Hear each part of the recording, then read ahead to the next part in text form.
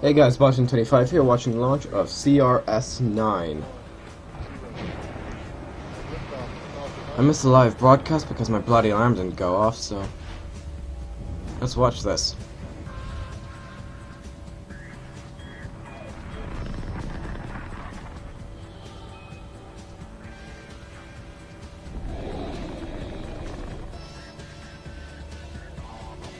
SpaceX. At a live image of the Falcon 9 rocket on the SpaceX launch pad in Cape Canaveral, Florida, counting down to liftoff in just 16 minutes from now. Good evening from Hawthorne, California, and welcome to the live webcast of today's Falcon 9 mission to the International Space Station carrying the Dragon spacecraft. I'm Tom Perderio. I'm a firmware engineer here at SpaceX, and today's mission to resupply the space station represents SpaceX's 8th cargo mission to the International Space Station underneath the Commercial Resupply Services Program, or CRS for short. Now, we fly CRS missions under contract with NASA in order to make sure the International Space Station has all the supplies and equipment necessary in order to accomplish its scientific goals. On board today's mission are 4,900 pounds of cargo, including crew supplies and some super cool research that we'll talk about more later in the program. In addition, we'll also be attempting to land our first stage of the Falcon 9 back on land. And this is the first time we'll be attempting a land landing since a successful landing during the Orbcomm mission in December of last year. So we're pretty excited. We have a lot of great stuff coming up tonight. Let's do this. Hi, my name is Lauren Lyons, and I'm a mission integration engineer here at SpaceX. Now, to my right, you can see the Falcon 9 standing on the pad with Dragon at the very top. Now, this is the 7th launch that we had this year, and in the 6 previous missions, 5 of them have been fairing missions, which meant there's been a satellite at the very top with a fairing on top, which is why this looks a little bit different. Overall, the entire stack of this assembly is about 5 meters shorter. And of course, you have Dragon on top. So the conical portion here, that is the Dragon capsule. It is the pressurized part of Dragon where we load the most sensitive cargo that needs steady monitoring of the environmental control systems such as humidity, temperature, and pressure. Right underneath it, we have the Dragon trunk, which is where we store our unpressurized cargo, the less sensitive stuff. It also is what envelops the solar panels, which then deploy on orbit. Now, below Dragon, everything is the Falcon 9, and it's the standard rocket, everything that you see, the same rocket that you see for our fairing missions. You have the second stage, which is right underneath Dragon, and this operates in the vacuum of space, propelling Dragon up to the International Space Station with a single Merlin engine at the very bottom. Underneath the second stage is the first stage. It's our booster, and that's the part of the vehicle which at T0, the 9 Merlin engines on the very bottom ignite and lift the whole assembly up before it then separates from the second stage, then flying back down to land. And as we mentioned earlier, we're going to tell you more about that as it's happening. Today's launch window is instantaneous. Now, what that means, instead of, in these past missions we've been seeing, these fairing missions where we have maybe about 2 hours where we can launch anywhere in between those 2 hours, today we have an instantaneous window, which means we need to launch at 12:45 a.m. local time. The reason for this is the International Space Station is a moving target flying over the Earth, and we need to inject Dragon right underneath it. The reason we want to do it right then is because that minimizes the amount of extra burns that the spacecraft needs to do and makes the mission overall more efficient. Now, below here, you're going to see our mission timeline and where all of the major events that are going on this mission will be tracked, and we'll talk you through them as they come up. Happy Sunday night from the headquarters here in Hawthorne, California. Brian here again, happy to be back on the factory floor. Now, today's Cargo Dragon mission will be bringing up a ton of cool payloads to those astronauts that are orbiting in space on board the International Space Station. Now, we'll be bringing up all the usual things that Cargo Dragon missions do to them, food, spacesuit, etc. But we're also going to be bringing up some cool mechanisms and science payloads. Now, one of the most primary of these is IDA, or the International Docking Adapter. Now remember, the space station is an international effort, so you have visiting spacecraft coming from all different countries with all different designs. IDA provides a common interface so that they can all mate safely and similarly in a consistent manner. Regarding the science payloads, there are many. A few of these include a biomolecular sequencer. Now, we do DNA sequencing on the ground to identify different organisms, be they small microbes or much larger organisms. Now, we've done DNA sequencing on Earth, but never out in space before. This will help us in the quest to identify plants on other planets, medicine, food, maybe even extraterrestrial life forms as well. Regarding science payloads on board today's CRS-9 mission, the next two regard health. The first is osteomics. As the root implies, this is going to be studying bones out in space. Now, in the same vein, no pun intended, heart cells will be going up with that one as well. Now, out in the microgravity environment, we have to resist, even in our idle state, much less against the force of gravity, so our bones deteriorate and our muscles atrophy much more quickly. The study of these mechanisms out in space as they compare to the health research done on Earth is a very important thing as we attempt to spend longer and longer durations out in space. Those are a few examples of the payloads on board, with many more. Good evening, everybody. I'm John Federspiel, a lead mechanical engineer here at SpaceX, and as you know, we are launching Dragon for our 9th commercial resupply services mission to the International Space Station. Now, I have been following today's countdown, and the good news right now is all stations are go, and the team right here in Hawthorne, as well as our team at the Launch and Landing Control Center in Cape Canaveral, are working no issues at the moment. Right now, we are finishing up loading the propellants on our first and second stage vehicles, and as of this moment, we are completely full of the RP1, our refined kerosene, on both the first and second stage, and we are about half full loading the liquid oxygen on our second stage and just topping off the liquid oxygen loading on our first stage.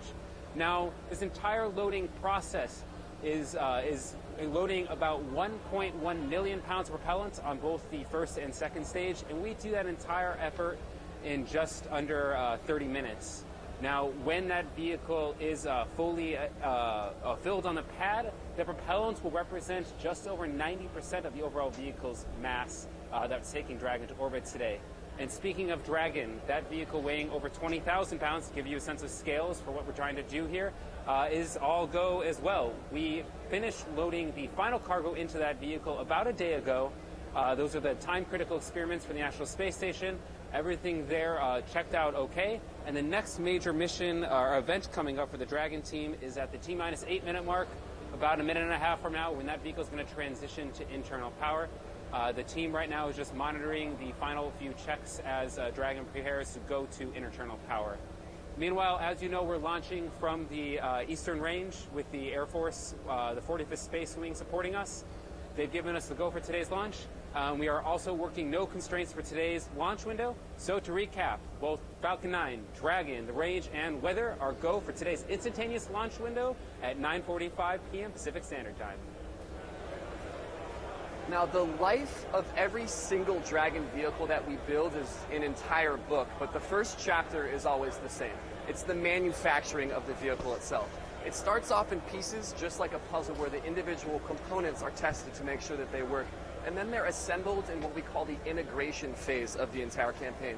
That occurs in the clean room, that large glass structure that you see just behind me. Now, that integration and testing campaign lasts for a few months. Once all the subsystems are verified that their behavior is nominal, we ship the vehicle out to the Cape, where it performs final checkouts, concludes its late loading, as Lauren and Japhet just mentioned, and then launches up to space, which you're about to see for CRS-9 today.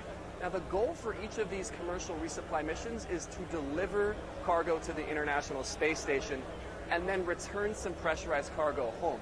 Now, Dragon is currently the only vehicle that is equipped to do this. After these few cargo missions under our belt, Dragon 2, Crew Dragon, is next. Now, today's Dragon mission is sending cargo to the International Space Station, but in the future, we'll be sending crew.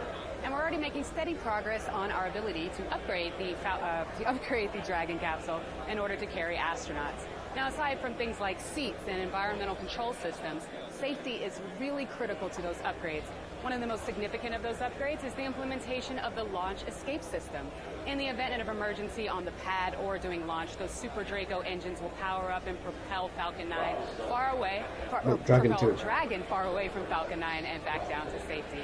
Now, those Super Dracos aren't just for safety, but they also help us to enable propulsive land landings here on Earth, or in the future, Mars. Over the past year, we've performed multiple successful tests of the Dragon propulsion system, and there are two primary ones. The first of which is the hover test. For this test, we suspended Dragon with a tether about 10 feet above the ground, and then fired those Super Draco engines in order to hover the capsule up.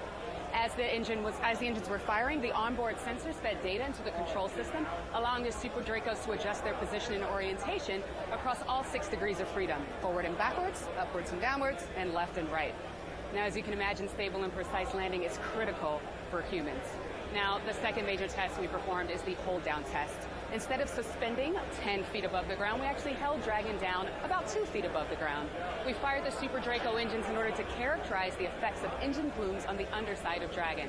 Because the vehicle is so close to the ground, the underside sees major amounts of heating and forces from acoustic reflections. And this is what Dragon's going to see when it's landing. In fact, this is the maximum dynamic environment that Crew Dragon is going to see across the entire mission. Now, all of this is gearing up to our 2017 Crew Dragon demo flight, where you'll see the capsule in action for the first time, not on a test stand, but instead on the very top of Falcon 9. Both of these tests are successful, and we're continuing to move forward towards development with confidence. We're just about 6 minutes inside today's count, and everything still remains go for today's mission of delivering Dragon to the International Space Station for its 9th Commercial Resupply Services mission. Now the Falcon 9 launch vehicle is continuing its propellant load. We are just finishing up our liquid oxygen load on that second stage, and that's going to continue to load right up to about the T-minus 2 minute mark, where we will finish off that loading for the final few minutes of ascent. Now, something you're going to see on your screen right here is we began the engine chill of our launch vehicle at the T-minus 7 minute mark. If you've watched our previous webcasts, you've noticed that we begin the engine chill at the T-minus 10 minute mark for previous Falcon 9 launch vehicles. But experience has shown us that we don't need those extra 3 minutes, so we decided to bring this event in. Engine chill is the process where we begin flowing the cold liquid oxygen through our Merlin engines, basically chills down all those metallic components and makes sure that at the point of ignition, that liquid oxygen doesn't flash into gaseous oxygen, potentially damaging those components. And that's why we go through that whole exhaustive process of chilling them in. We've also just started transitioning the vehicle to internal power. We basically switched the vehicle over to the internal power bus, and then at the T-minus 2 minute mark, we're actually going to stop trickle charging the batteries, and then they will be on its own power at that point in time as well. Dragon, meanwhile, also transitioned to internal power, which I mentioned. That went well. No issues to report there as well. Coming up on the vehicle, we have just started pressing up the vehicle with our ground side helium.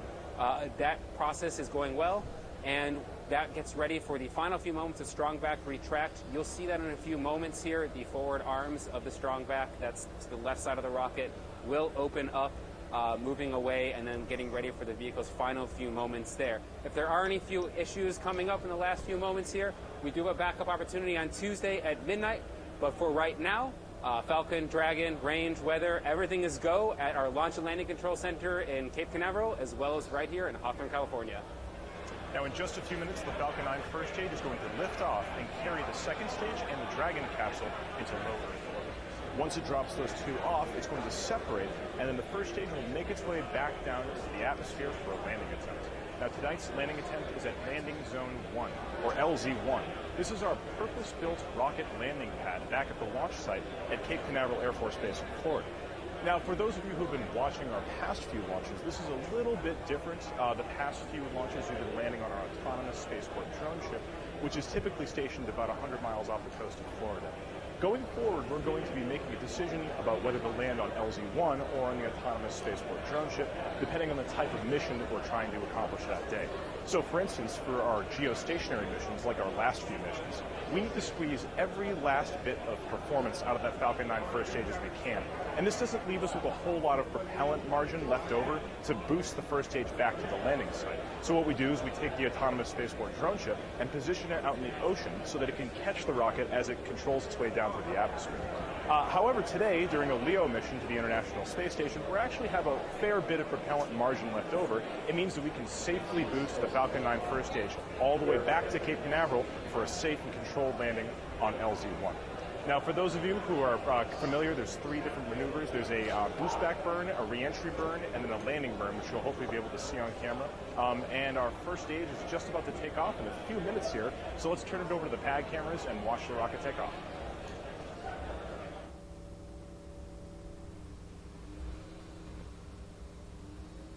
You can actually see the liquid oxygen kind of mist kind of there on the rocket.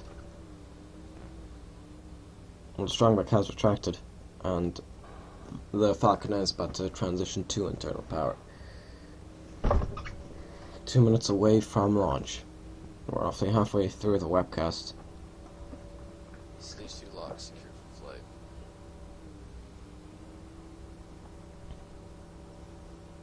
I know that the landing was a success, but I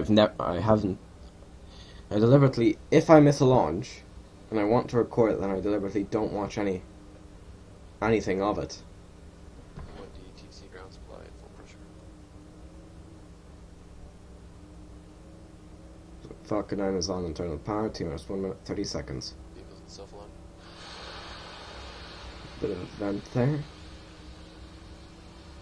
Stage 1, Stage 2 crowd helium secured for flight.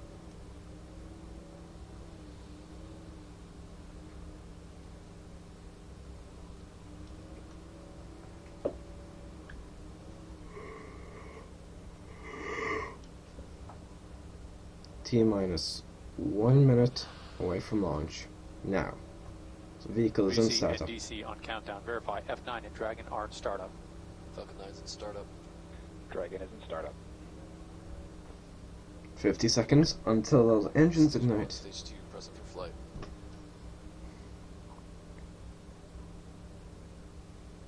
40 seconds.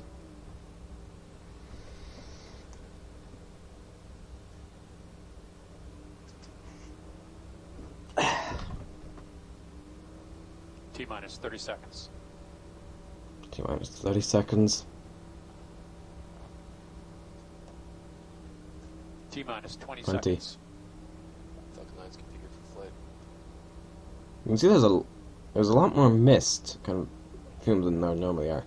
T-minus 10. T-minus 10, 9, See the 8, deluge system activate. 7, 6, 5, 4, 3, Engine ignite. 2, 1. And lift off of the Falcon 9 carrying Lift off. Dragon on CRS-9. Woo. That's a lot of smoke. 9 is cleared the towers. Altitude 0.2, so 200 meters. GC move to section 10.57. Stage Secure the 1 pad. propulsion is nominal. On pad net A. Okay, good liftoff. Okay, I think if they've got the camera sideways or something.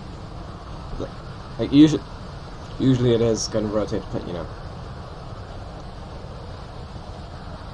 And I'm presuming it's kind of at the bottom of the pad, so it only sees the vehicle kind of flying overhead or something. I don't. Well, that still wouldn't make sense for it to be like that. I don't know why it's like that. SpaceX probably forgot to rotate it or something. My vehicle has almost reached max Q, maximum dynamic pressure. You see the grid fins there, the base of the grid fins. And Falcon 9 is on its way to delivering Dragon to the International Space Station for its 9th commercial resupply service mission. Coming up, we have max Q, about another second or so. One of the highest stress states in the vehicle. It is the highest stress state. Max Q, yep. Shortly after this, in about another minute, we will have main engine cutoff. This first stage burn will last for till the 2-minute and 20-second mark. Stage 1 propulsion is nominal. After that point in time, we will be deploying the booster. Everyone's clapping because the vehicle passed You through just max heard Q. the propulsion call-out that propulsion is nominal right now. And we've begun chilling in our Merlin vacuum engines on the second stage, getting ready for ignition right after. That almost looks like the Falcon and the Saturn V, if you've seen the plume of the Saturn V. Now, because we are landing back at landing zone 1, you will see the stage 1. You may not see this, but the stage 1 will be doing a quick flip maneuver right after separation. Head right back. And then shortly after we have the second engine start, the Dragon nose cone will be separating and deployed as we leave the atmosphere of the Earth. And Miko. Engine shut off. And stage separation. Stage set. You can actually see the first stage already. Ignition. And we have ignition of the second stage engine. And apparently boost back burn has started. Yep. And the boost back burn for stage 1 has also begun. Yep, you can see it there. You can see it there. You can see the plume there as the vehicle boosts back. You see the stage 1. Oh, where's the fixed mouse? There. Stage 2 propulsion is nominal. Boost back burn is continuing as planned for the first stage. You can see the first stage there. Second stage looks like a nominal throttling as well. Okay, we just got confirmation that boost back burn has engaged, so that is really great news. And the first stage is now on its way back to land. The second stage, however, is continuing on up with Dragon on top. Right, and the next milestone for Dragon is it's going to deploy that nose cone that sits at the very front of itself. Remember, once we're out in space, we don't need that aerodynamic shield anymore. And so the Dragon spacecraft is then going to separate from the second stage and then prepare to maneuver towards the International Space Station. The boost back has concluded. This is straight line maneuver is actually baby step maneuvers to get as close to the International Space Station as possible without endangering it. Yes, these very short propulsive thrusts. These stop and go, stop and goes. Yeah, you can actually see it looks we're really catching up with the International Space Station as it's going around the Earth. You can see in the animation here, the first stage takes off and then separates with the second stage. And the second stage with the Dragon on it is trying to catch up with the orbital parameters of the International Space Station. So the animation on screen just showed it's deployed. Dragon is on its own now, and then it's going to perform those co-elliptic burns and those height adjusts. It just does one there, but it does a sequence of these in its actual phasing. And then it approaches the ISS from underneath. It's called a nadir pointing direction, at which point it gets grappled and burned. So this is all coming up shortly after we separate from the second stage. Second stage burn is still going nominally right now. You can see it on your screen. Those white hot exhaust gases coming out of the engine bell. And then while this is all happening, the first stage is boosting its way back towards land. Yeah, we're going to continue to bring you updates as we hear about the next burn that happens. But in the meantime, let's keep talking about Dragon, huh? And so, yeah, once it gets to the station itself, it will get grappled, and then that canadarm, that's the mechanism that does it, will pull the Dragon spacecraft in, at which point we say that we're berthed. That's when the common berthing mechanism, active on the ISS side, passive on the Dragon side, it gets opened up, and the astronauts can take advantage of all that cargo that got sent up. So we're getting pretty close to some burn maneuvers for the first stage. Let's take it back up to JFED and see what's going on with the first stage. So we are just over 5 minutes into today's mission, and so far everything is proceeding nominally, as we like to say around here at SpaceX. That second stage engine you see on the right side of your screen putting out just about 210,000 pounds of thrust right now. It's doing its job splendidly. It is going to be burning for about another 4 minutes right now, cutting off around the 9-minute mark. They will be putting Dragon into an orbit of about 200 kilometers by 360 kilometers. Everything there looks like it's going well. Meanwhile, the first stage, you heard the crowd cheer and call-outs for the boost back burn. That did perform successfully. Looking at the track, the rocket is going exactly as we want it right now. Coming up in about 30 seconds right now, we're going to have the entry burn. That boost back burn, basically what it does is it negates all that forward velocity and puts us on a trajectory back at landing zone 1. The entry burn is really there to slow the vehicle down as it comes through the atmosphere. The atmosphere can be very damaging to the first stage, and so we basically want to slow it down as it comes into the atmosphere. We were going over 5,000 kilometers an hour, and the stage reached an apogee of over 130 kilometers, so that's a lot of energy we have to take out. That entry burn is starting just now. Entry burn has started. It looks like it sounds pretty good. We are coming in through the atmosphere as of this moment. This entry burn will last there you go. for about 21 more seconds. You're seeing the image from the aft end of the rocket there. This burn will cut off in about 5 seconds, and we have shutdown. You can still see the glowing of the 3 engines. And it looks like a good shutdown of the entry burn. Now coming up, we have the landing burn beginning in about 45 seconds or so from now. These times could vary a little bit. It's followed by touchdown and landing zone 1. But right now, both on orbit and the first stage seem like they're in good shape right now for today's mission. So as you just heard from JFED, the re-entry burn of this first stage looks like it was successful. We're just waiting for that landing. Engine has started for the landing burn, actually. We'll be able to see a pad shot, and we'll get a good look at the landing burn as it comes in for a landing. Yeah, people here, as you can see, are very quiet and waiting with bated breath. This is everyone is really, really excited. The first time coming back to land since the Orbcom mission back in December of last year. And as Tom just mentioned, we have those cameras out at landing zone 1, as you can see right here. And this is where we're going to see the Falcon 9 return. you should see the range there. Right there, clap. I'm presuming that means, yeah, you can see the, Should be better than on the drone ship because the video cameras are a little bit further away. You can see there. the vehicle's plumes coming into frame now. That's Falcon 9 going to return at landing zone 1. Okay. There we go, that's a bit of a closer shot there. And it's down! Well, not quite yet, but now it is. It's down safely. There's a lot better chance of it landing safely in landing zone 1 then, on the ASDS. Yep, so this is the first time since their first landing that they've landed here. I can't hear what you're saying. Right, Seco, reporting signals of human wealth.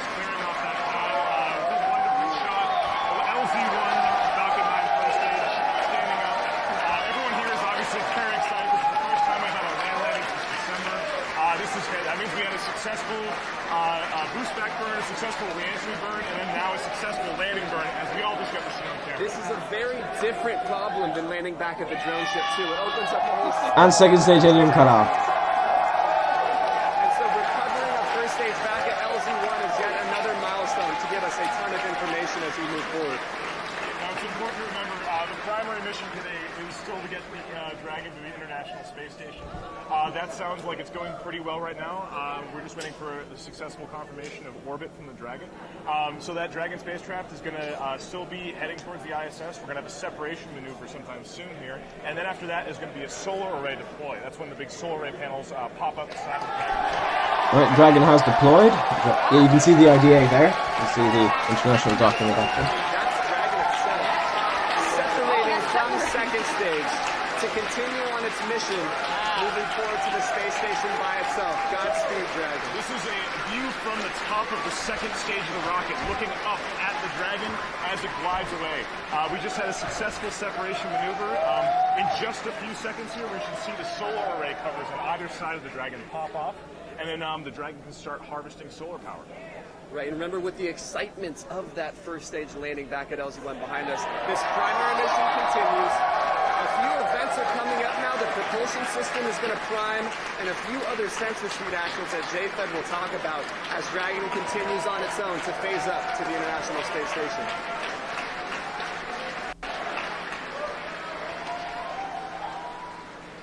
Things are going well in orbit right now. Dragon is in its good orbit right now. Pop priming is going on right now. And in about 15 seconds or so, we'll see the solar rays pop off of Dragon. That should happen in a few moments. Everything so far is looking good. Just seeing what their Dragon mission director and team right now are reporting that vehicle is healthy in orbit and everything there is expected.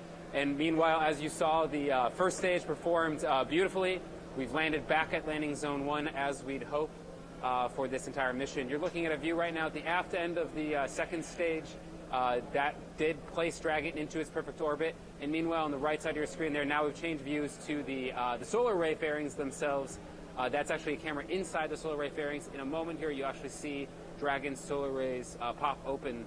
Those solar rays are behind the fairings to protect them from the intense launch environments that we have during ascent. And then once we get to orbit, we use some pyrotechnic bolts and eject them using some springs, the solar rays, so we can begin our on-orbit operations and really start the overall mission for Dragon. Once we have the solar rays out, we can start beginning our power generation.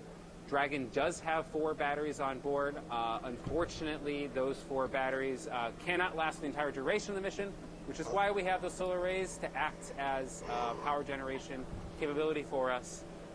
And then we will begin our on-orbit operations. And as Brian mentioned, at about T+3 hours for this mission, we're going to open the GNC doors and begin guidance and navigation on-orbit maneuvers.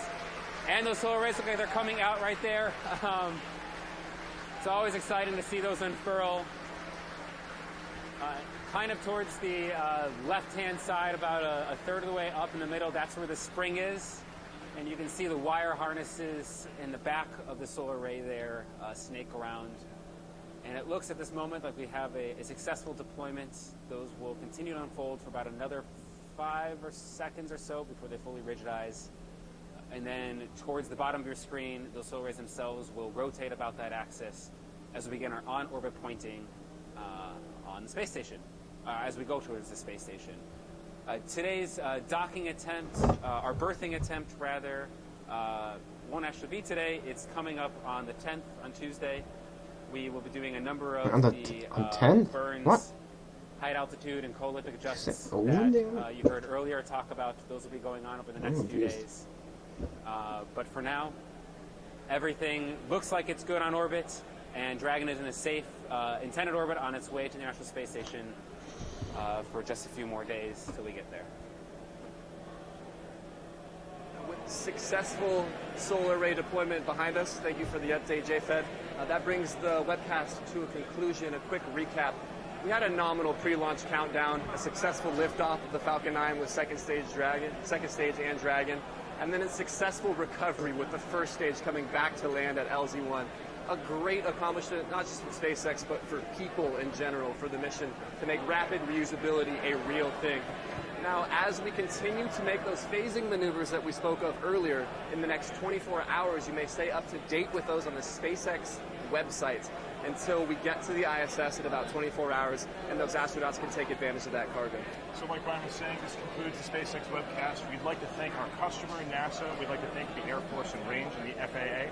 And thank you to the viewers for tuning in. And you can follow us on our social media pages on Facebook and on Twitter, and at SpaceX, actually, and even on Instagram, where we're loading pictures. Wait, I'm sorry. What? Is that a dragon? What Wait. the? Oh. Yeah, I'm gonna get it. I'm gonna get it. Honestly, I did not expect that. But anyways, guys, I'm going to end this video here. I'm Boss925. Goodbye.